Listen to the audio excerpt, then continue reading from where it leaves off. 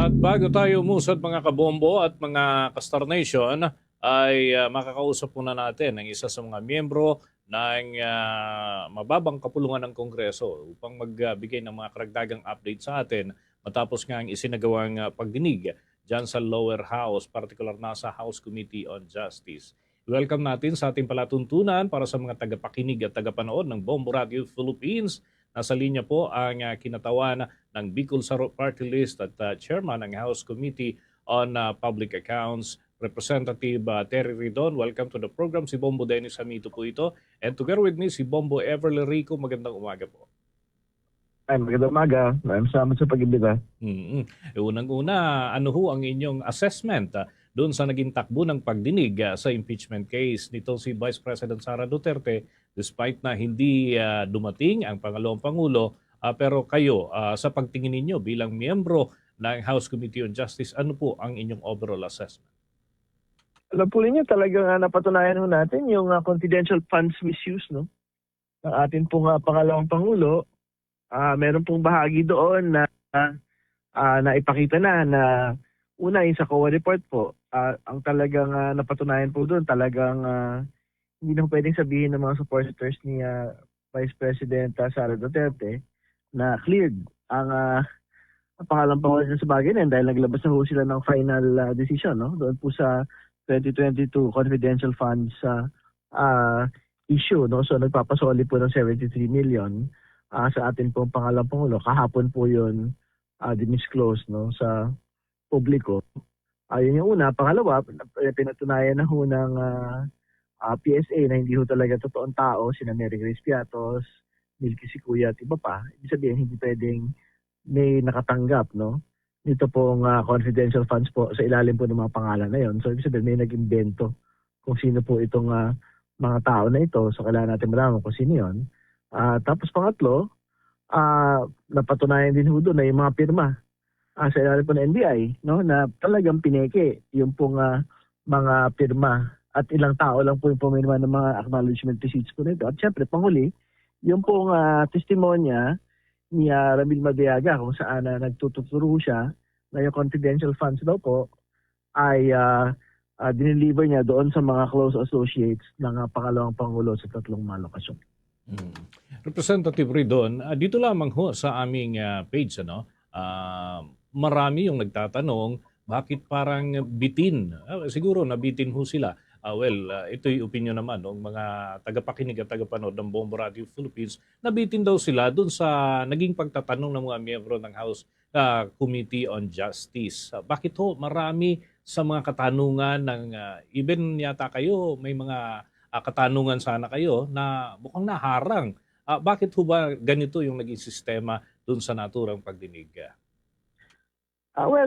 Very important po kasi na hindi ho lumagpas doon sa objective po ng determination of probable cause, no? Yung pong mga tanong, no? Para hindi ho talaga masabi na para tayong nasa level po ng paglilitis na. No? Kasi ibig sabihin ng probing questions, pagka nagtatanong na ho tayo ng mga bagay na labas doon sa mga nasubmit ng mga affidavit, labas doon sa mga nasubmit pong dokumento. No? So, yun ang tingin kong ginawang pag-iiba ng ating pong chairperson, si Congresswoman Luistro. By the way, Representative Ridon, may katanungan din ang akin pong katandem dito, si Bombo Everly Rico. Hingil pa rin dyan sa impeachment issues. Bombo Ever, with your questions? Alright. Representative Ridon, gaano po ba kabigat yung naging testimonya naman po ni Ramil Madriaga? At anong bahagi po yung naging salaysay niya ang nakikita po ninyong magbibigay po ng impact kapag hindi po nasagot ng panig ni Vice President Sara yung mga aligasyon against her? Alam po ninyo, siyempre marami sinabi si Mr. Madriaga, pero ang gusto nating maging focus, no, yung bahagi po ng may relasyon, no, doon po sa confidential funds misuse. So, ang very important po talaga maipaliwanag dito yung relasyon ni Mr. Madriaga, Mr. Kilala, Mr. Monsayak, yung pong dating tagapagsalita ni Vice President Sara Duterte.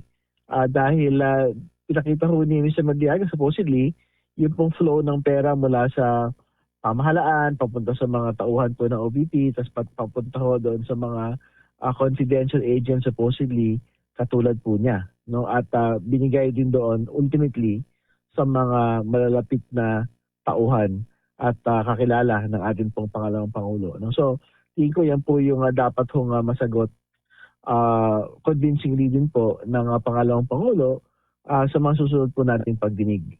Kasi syempre may pagkakataon po ating pangalawang pangulo na magbigay din po ng kanyang panig. Alright. May mga nakuha na rin po ba na sapat na impormasyon mula po sa ibang mga resource person katulad po ng NBI, gayon din po ni Attorney Poa at iba pa? Well, syempre sa NBI talaga nakakuha tayo ng mga dagdag na impormasyon doon na talaga napakita nga na yung pong mga pirma, ilang tao lang po ang gumawa ng pirma para sa maraming mga pangalan, no? Nung pong pagtanggap ng confidential funds. At syempre kay Attorney Poa naman, mahalaga lang po yung bahagi na talagang pinare-confirm sa kanya yung lahat po ng mga sinabi ho niya doon sa managdaang mga pagdinig ng Kongreso. Alright. Bombo Dennis. Okay.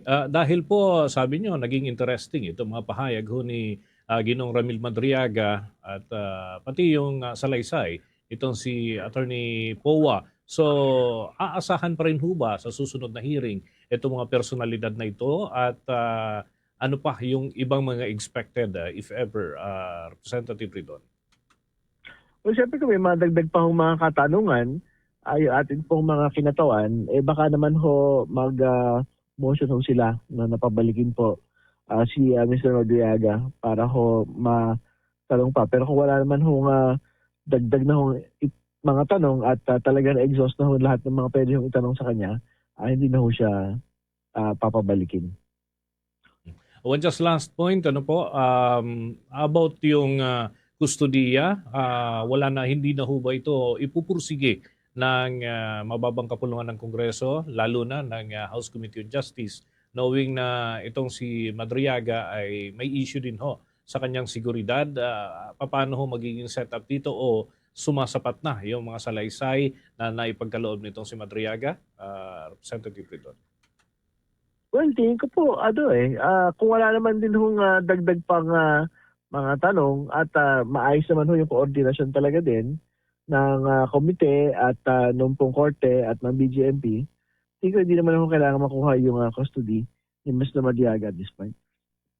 Okay, with that, maraming salamat po sa mga pagtugon sa amin po mga katanungan ngayong umaga po na ito. And good luck po sa mga adhikain ng lupon sa paghanap po ng mga kasagutan dito sa mga bumabalot na katanungan sa mga panahong ito. Thank you so much. Maraming salamat. Pagdabaga. Kabombo at mga ka-Star Nation, nakausap po natin si Representative Terry Ridon, ang kinatawan ng Bicol Saro, at siya rin ho, mga kabombo, ay miyembro ng House Committee on Justice na kabilang dyan sa pagdinig ng usapin ng impeachment ito si Vice President Sara Duterte.